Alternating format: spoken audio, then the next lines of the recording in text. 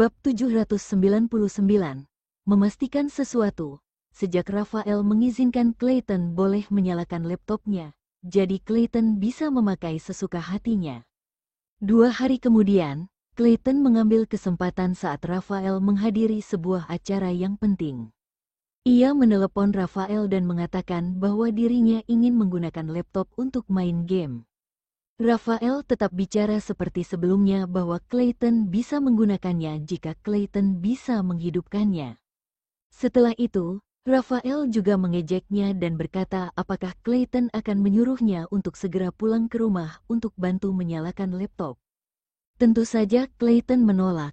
Di malam hari, saat Rafael pulang, Clayton sudah tidur. Rafael menggunakan ponselnya untuk membuka email dan dia ingin melihat apa yang dilakukan oleh Clayton saat menggunakan laptopnya hari ini. Rafael menyadari bahwa Clayton malah menemukan software yang ditulis dan disembunyikan olehnya. Clayton juga sudah membukanya. Selain itu, Clayton juga membuka dokumen yang berisi draft desain Rafael sebelumnya. Kemudian ada 2 huruf EO di kanan bawah setiap gambar desain. Setelah selesai menggunakan laptop, bocah kecil juga menghapus jejak penelusuran, dan dia memainkan beberapa game sebelum mematikan laptop. Mata-mata kecil itu melakukan tugasnya dengan sangat bagus. Rafael tersenyum, ia tidak merasa marah, tidak menyangka bahwa Ezra malah menyuruh seorang bocah kecil yang tidak dicurigai oleh siapapun untuk mengintai di sampingnya karena ingin memeriksa latar belakangnya. Tapi, awalnya Rafael tidak berencana untuk berinteraksi dengan keluarga Okto. Jika Ezra sudah mencurigai identitasnya, maka Rafael akan mempermainkan mereka saat berada di kota Leicester. Di hari Jumat, Rafael menerima panggilan masuk dari Vito. Vito mengatakan bahwa dirinya ingin mentraktir Rafael makan. Ini sebagai tanda terima kasih kepada Rafael yang sudah menjaga Dea selama seminggu ini. Vito juga mengatakannya kepada Rafael, jika dia butuh bantuan maka bisa memberitahu Vito. Rafael tidak menjawab kalimat terakhir itu dan hanya menyetujui tentang Vito yang ingin mentraktirnya makan. Setelah kembali ke keluarga Okto dan makan malam, Clayton langsung berinisiatif untuk memanggil dedinya ke ruang kerja. "Apa yang kamu temukan?"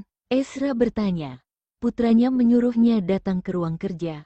Putranya pasti sudah menemukan sesuatu di tempat Rafael. "Aku menemukan beberapa gambar desain yang dibuat oleh kakak sebelumnya di laptop. Ada 2 huruf di gambar desain tersebut, tapi aku tidak tahu apa maksudnya." Clayton membuka galeri di ponselnya dan memperlihatkan beberapa foto yang diambil olehnya kepada dedinya. Sebelumnya Rafael juga memberitahunya bahwa menggambar gambar desain merupakan hobi. Maka tidak heran kalau Rafael akan menyimpan gambar desain di storage software. Tapi anehnya ada 2 huruf EO di bagian kanan bawah setiap gambar desain. Clayton tidak bisa menebak apa maksud dari 2 huruf itu, sehingga diam-diam memotret gambar desainnya. Setelah melihat gambar desain tersebut, Ezra merasa sedikit tidak asing.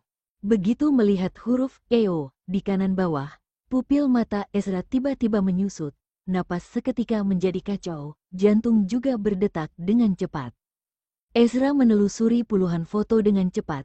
Setiap gambar desain memberi Ezra semacam perasaan yang sangat tidak asing, terutama 2 huruf itu. Ingatan Ezra sangat baik. Setelah memejamkan mata dan mengingatnya sejenak, beberapa ingatan di masa lalu akan muncul di benaknya dengan jelas. Pada akhirnya, Ezra tahu kenapa beberapa gambar desain ini terasa familiar untuknya. Karena Ezra pernah melihatnya di studio Ezikra, tapi beberapa gambar desain yang dilihat oleh Ezra saat ini sudah diperbaiki. Sekarang hanya ada 60 atau 70% yang sama dengan aslinya. Jika hanya 1 gambar desain, itu bisa dikatakan bahwa ini sangat kebetulan, tapi setiap gambar desainnya sangat mirip, maka ini terlihat sedikit aneh. Selain itu, ada huruf Tu di gambar desain, ini sama dengan inisial nama Ezikra. Berbagai tanda ini membuktikan bahwa Rafael memiliki hubungan yang sangat dekat dengan Ezikra. Selain itu, kemungkinan besar Ezikra masih hidup. Setelah memikirkan bahwa kemungkinan besar tebakan ini benar, ada semangat yang terlintas di mata Ezra dan seketika dia tidak tahu harus berkata apa. Setelah menenangkan suasana hati yang bersemangat, ia berkata pada putranya, "Clayton, Daddy akan keluar sebentar." "Apakah Daddy ingin pergi ke tempat kakak?" Clayton menebak. Clayton berpikir di dalam hati, Daddy-nya terlihat sangat semangat setelah melihat beberapa gambar desain ini. Maka kemungkinan besar Daddy ingin mencari Rafael untuk menanyakan masalah ini. "Bukan, Ezra tidak menjelaskannya terlalu banyak. Daddy akan ambil ponselmu dulu, akan aku kembalikan setelah pulang nanti. Kamu jangan tidur terlalu malam." Setelah berkata, Ezra langsung menggendong Clayton, lalu berbalik badan dan berjalan keluar dari ruang kerja. "Daddy, aku sudah besar. Aku bisa berjalan sendiri, kamu tidak perlu menggendongku." Clayton merasa sedikit malu, tapi sama sekali tidak meminta Ezra untuk melepaskannya. Setelah melihat putranya yang sombong dan bermuka dua, Ezra ingin tertawa. Setelah mengantar Clayton kembali ke kamar, Ezra mengingatkannya lagi, "Kamu jangan kasih tahu masalah ini kepada momimu dulu, oke?" Rahasia antara kita berdua." Clayton mengangguk setuju sambil tersenyum. "Iya, rahasia antara kita berdua." Pria itu mengulangi perkataan putranya. Lalu Ezra mengusap rambut bocah kecil dengan penuh kasih sayang. "Kamu pergi mandi dan tidurlah, atau kamu mau Daddy mandikan kamu?" "Tidak perlu, Daddy pergi saja, jangan pulang terlalu malam." Clayton merasa bahwa dirinya sendiri sudah berusia lebih dari 5 tahun, dan tidak membiarkan Daddy-nya memandikannya lagi, kecuali Clayton sudah tertidur. Setelah berjalan keluar dari kamar putranya, Ezra memberitahu Kina bahwa dirinya sendiri akan keluar untuk menangani sedikit masalah. Kina bertanya pada Ezra, masalah apa yang akan ditangani olehnya. Tapi begitu melihat Ezra tidak berencana untuk memberitahunya, maka dia juga tidak terus bertanya. Pada akhirnya, Kina bertanya apakah Ezra akan pulang larut malam atau tidak. Setelah memberi jawaban yang pasti kepada Kina, Ezra langsung berjalan keluar dari rumah keluarga Okto. Kedatangan Ezra di malam hari membuat pelayan Abian merasa sedikit terkejut. "Tuan muda kedua, ini sudah malam, ada apa?" Pelayan Abian bertanya dengan sikap yang hormat. Ezra tidak menjawab pertanyaan pelayan Abian, dan hanya memberi perintah, "Beri aku semua kunci di villa, kunci kamar dan kunci laci." "Baik, tuan muda kedua, mohon tunggu sebentar." Pelayan Abian membungkukkan badan, pelayan Abian segera berjalan pergi. 3 menit kemudian, pelayan Abian berjalan kembali dengan membawa beberapa set kunci. "Tuan muda kedua, setiap kunci memiliki tanda kamar dan laci." Pelayan Abian menyerahkan semua kunci ke tangan Ezra. Pelayan Abian menjelaskannya dengan hati-hati. "Oke, kamu kembali beristirahat saja." Ezra mengambil kunci dan langsung berjalan ke lantai atas. Pelayan Abian sama sekali tidak patuh. Meskipun Ezra mengatakan bahwa pelayan Abian sudah bisa kembali untuk beristirahat, tapi pelayan Abian tidak kembali ke kamar untuk terus beristirahat, sebaliknya duduk di sofa. Di lantai atas, Ezra masuk ke studio Ezikra terlebih dahulu. Ada banyak rak untuk melukis yang diletakkan di dalam, tapi lukisan yang ada di atasnya sudah diambil oleh pemilik lukisan. Hanya meninggalkan rak yang kosong, serta 2 atau 3 lukisan yang setengah jadi. Setiap sudut di villa akan dibersihkan secara teratur. Oleh karena itu, bahkan jika sudah berlalu selama beberapa tahun, studio ini tetap terlihat bersih. Ezra membuka galeri di ponselnya, kemudian membandingkan gambar desain yang diambil secara diam-diam oleh Clayton dengan gaya 2 atau 3 lukisan yang setengah jadi itu. Bab 800. Apakah ada orang di belakang Rafael? Tulisan tangan seseorang seperti sidik jari seseorang. Tidak peduli bagaimana menirunya, itu tidak mungkin bisa dibuat hingga menjadi sama persis. Dengan prinsip yang sama, gaya lukisan setiap orang juga sama. Tidak peduli bagaimana menirunya, seharusnya tidak bisa ditiru dengan sama persis. Ezra membandingkan kedua lukisan itu, Kemudian menyadari bahwa gambar desain yang diambil secara diam-diam oleh Clayton sangat mirip dengan gambar desain yang dibuat oleh Ezekra saat itu. Hanya saja gaya gambar desain yang dipotret secara diam-diam oleh Clayton cukup tenang dan dewasa. Kemudian gaya lukisan yang dibuat oleh Ezekra terlihat sedikit tidak halus.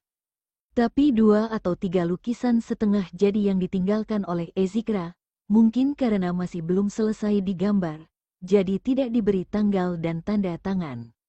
Sebaliknya gaya kedua lukisan ini sangat mirip, tidak seperti ditiru. Ezra memasukkan ponselnya ke dalam saku, lalu mengambil 2 atau 3 gambar lukisan setengah jadi itu dari rak, kemudian berjalan keluar dari studio. Selanjutnya ia pergi ke ruang kerja. Ruang kerja itu digunakan oleh kakaknya saat masih hidup. Setelah itu, ruang kerja itu digunakan oleh Ezekra. Ezra mengobrak-abrik di setiap sudut ruang kerja, dan setiap buku yang ada di rak. Pada akhirnya, saat Ezra membuka sebuah laci, sebuah kertas desain jatuh dari laci. Lukisan atau bisa dikatakan sebagai gambar desain, pakaian di gambar desain itu dilukis dengan sangat indah dan sempurna. Kemudian modelnya hanya dilukis beberapa goresan, tapi malah menggambarkan model itu dengan sangat indah. Itu merupakan Kina. Ezra langsung mengenali model yang ada di lukisan. Begitu teringat masalah yang terjadi saat itu, hatinya tiba-tiba muncul perasaan kacau yang tidak bisa dijelaskan dengan jelas. Kemudian Ezra menyadari pakaian yang ada di lukisan itu sama persis dengan gaun yang dikenakan oleh Kina saat Ezra dan Kina menghadiri sebuah pesta malam beberapa pekan yang lalu. Gaun itu sama persis dengan gambar desain ini. Lukisan ini disembunyikan di bawah laci, mungkin karena penyimpanannya yang tidak tepat, kertasnya sudah menguning. Setelah itu perusahaan VSL malah membuat gaun yang sama persis dengan gambar desain ini. 2 huruf EO juga ditandai di sudut kanan bawah gambar desain itu, tulisan tangannya sangat mirip. Gaun itu dipilih oleh Ezra untuk Kina, hanya saja Ezra tidak menyangka bahwa ini malah begitu kebetulan. Ezra sedang berpikir, detak jantung menjadi semakin cepat. Ezra memiliki ilusi semacam tebakan di dalam hatinya sudah digambarkan dengan jelas. Setelah sadar kembali, Ezra mengobrak-abrik ruang kerja lagi dengan cepat, tapi sama sekali tidak menemukan hal lainnya. Setelah itu, Ezra pergi ke kamar yang lain lagi, mencari setiap kamar di villa dengan teliti. Akhirnya, Ezra hanya menemukan gambar desain yang dibuat oleh Ezekra di kamar kakaknya. Pada pukul 4 pagi, Ezra baru turun dari lantai atas. Pelayan Abian yang duduk di sofa malah tertidur. Setelah mendengar suara langkah kaki, pelayan Abian segera membuka matanya dan berdiri dari sofa. Tuan muda kedua, setelah melirik waktu, pelayan Abian berkata lagi, "Pagi, tuan muda kedua. Aku akan mengambil kunci villa dulu." Setelah berkata, Ezra berjalan keluar dari villa. Angin dingin bertiup ke arahnya. Kepala Ezra menjadi lebih sadar. Detak jantungnya juga perlahan-lahan kembali menjadi tenang. Begitu teringat masalah tentang sebelumnya Rafael ingin membeli villa kakaknya melalui perantara. Sebelumnya Ezra masih tidak mengerti tujuan Rafael. Tapi setelah menemukan gambar desain malam ini, Ezra seolah-olah sudah tahu tujuan Rafael. Orang yang ingin membeli villa ini bukan Rafael, tapi orang yang ada di belakang Rafael. Beberapa saat kemudian, Ezra kembali ke villa keluarga Okto. Sekarang sudah pukul 5 pagi, tapi sekarang merupakan awal musim semi, langit masih belum terang, sangat gelap hingga tidak bisa melihat dengan jelas. Setelah mendengar suara pintu terbuka, Kina berusaha untuk membuka matanya. Penglihatannya sangat kabur. Ia hanya melihat bayangan yang tidak asing dan tidak tahu apakah itu mimpi atau kenyataan. "Ezra," Kina memanggil Ezra dengan suara yang malas dan membawa sedikit nada mengantuk yang dalam. Ezra berjalan kemari. Dia duduk di tepi tempat tidur dan melepaskan pakaiannya yang berlebihan. Lalu bertanya dengan suara yang sangat lembut, "Kamu belum tidur?" Kina seperti tidak mendengar perkataan Ezra. Ia mendengus, kemudian tertidur lagi. Ezra mandi di villa kakaknya sebelum kembali. Setelah mengganti piyama, Ezra masuk ke dalam selimut dengan gerakan yang lembut, kemudian menarik Kina yang sedang tidur ke dalam pelukan. Mungkin karena penemuan di villa kakaknya, akhirnya dugaannya sudah memiliki sedikit kepastian. Hal ini membuat suasana hatinya cukup baik, ia pun tersenyum tipis. Keesokan harinya saat Kina kakun, Kina melihat wajah tidak asing yang ganteng dan menawan. "Ezra, jam berapa kamu pulang?" Kina bertanya dengan nada yang sedikit kaget. "Agak pagi," Ezra menjawab sambil tersenyum polos. "HMPH. Ezra, kamu pembohong, semalam aku tidur pada pukul 1 pagi. Saat itu, kamu masih belum pulang. Apakah kamu pergi melakukan kejahatan? Beraninya kamu berbohong," Kina berkata dengan nada yang berpura-pura marah. Pulang agak pagi, Kina sama sekali tidak percaya dengan perkataan Ezra. "Aku benar-benar pulang agak pagi. Aku tidak berbohong padamu, aku pulang pada pukul 5 pagi. Ezra tersenyum sambil melihat penampilan Kina yang marah. Ezra menjelaskannya. Kina tercengang sejenak. Kina berkata, "Kenapa kamu keluar begitu lama?" "Aku pergi ke villa kakakku untuk mencari sesuatu." Ezra tidak mengatakan barang apa yang ingin ditemukan olehnya. Hal pertama yang dipikirkan oleh Kina adalah apakah Ezra teringat Ezikra lagi. Itu akan membuat suasana hati Ezra tidak baik. Jadi dia pergi ke sana karena merindukan Ezikra. Kina mencondongkan wajahnya ke depan Ezra, mengendus tubuhnya, tapi sama sekali tidak tercium bau alkohol. "Apa yang kamu lakukan? Kamu mengendus apaan?" "Aku pergi untuk menangani masalah. Aku bukan pergi untuk bermain atau bertemu wanita, jadi tidak akan ada bau parfum." Ezra mengangkat tangan dan mencubit hidung Kina, lalu mengejeknya sambil tersenyum. Setelah melihat Ezra masih memiliki suasana hati untuk bercanda, Kina teringat masalah saat Ezra keluar semalam. Suasana hati Ezra sama sekali terlihat biasa. Hati Kina yang khawatir tiba-tiba menjadi tenang. "Maukah kamu tidur sebentar lagi?" Kina melihat waktu, sekarang masih belum pukul 8. Ezra mengatakan bahwa dirinya sendiri baru pulang pada pukul 5 pagi. "Tidak. Aku masih harus keluar untuk menangani masalah nanti." Ezra menarik Kina untuk kakun bersama. Ezra tidak sabar ingin tahu apakah Ezikra masih hidup atau tidak. Jika Ezikra masih hidup, apakah orang yang ada di belakang Rafael merupakan Ezikra? Apakah Ezikra berada di Jerman sekarang, atau di mana? Sebelumnya Rafael merupakan tuan muda kedua dari keluarga Chris. Kesan yang diberikan oleh Rafael kepada orang adalah seorang pecundang yang tidak berguna. Tapi setelah itu Rafael mengalami perubahan yang sangat besar. Setelah ia meninggalkan keluarga Chris, ia mendirikan perusahaan VSL dan lain-lain. Semua hal ini terjadi setengah tahun setelah Ezikra meninggal. Ezra berpikir bahwa mungkin karena Rafael menyembunyikan sesuatu, dan ada seseorang yang membantu di belakangnya, sehingga Rafael bisa membuat perusahaan VSL berkembang sangat cepat jadi brand mewah terbaru. Jika Ezikra masih hidup, ia sama sekali tidak menghubungi keluarga Okto selama beberapa tahun ini. Apakah dia berencana untuk memutuskan hubungan dengan keluarga Okto? Begitu memikirkan kemungkinan ini, Ezra tanpa sadar merasa sangat tidak nyaman. Sekarang, Ezra sudah membantu kakaknya untuk membalas dendam. Ia juga sudah keluar dari pemberantasan peredaran narkoba. Karena Ezikra sudah dewasa, maka Ezra bisa memberitahunya tentang penyebab kematian ayahnya yang sebenarnya. Itu berarti Ezra harus bisa menemukan Ezikra. Setelah selesai sarapan, Ezra mencari putranya untuk menanyakan beberapa pertanyaan, seperti apakah ada orang asing yang masuk dan keluar di villa Rafael, atau Rafael terlihat sedikit mencurigakan saat bertelepon.